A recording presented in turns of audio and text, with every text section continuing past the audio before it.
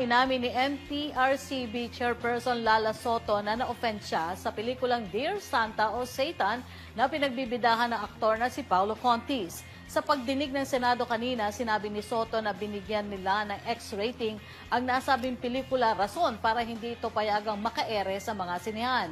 Anya, labag ang nasabing pelikula sa umiiral na Presidential Decree No. 1986. Nabatid na pumukaw ng kontrobersya ang pelikula matapos itong batikusin dahil sa umano'y positibong paglalarawan sa isang biblical character. Ayon sa veteranong filmmaker at chairperson ng Film Development Council of the Philippines na si Jose Javier Reyes, ang pelikula ay bahagi ng isang workshop script ng Movie Workers Welfare Foundation. Part of a MOWEL Fund workshop script.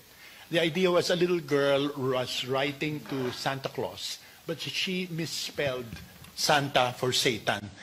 And it was Satan who received her wish list for Christmas. So Satan came to life and went to the little girl and was humanized by the little girl in the process.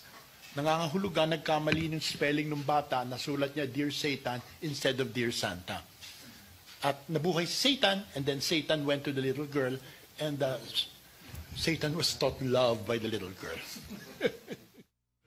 Ngunit ayon kay Soto, bagamat hindi umano demonic ang tema, naapektuhan pa rin umano siya lalo na bilang isang Kristiyano matapos niya mapanood ng buo ang movie.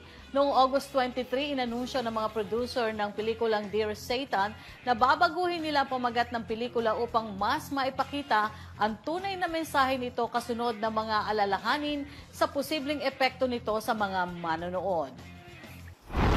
No, Mr. Chairman, it was given appeal? an X rating. They have not appealed yet, but it has been found to be violative Who's of the the director? PD-1986.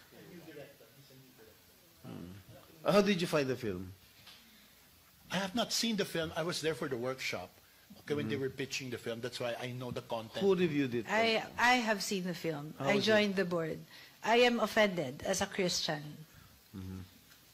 Ano yung demonic?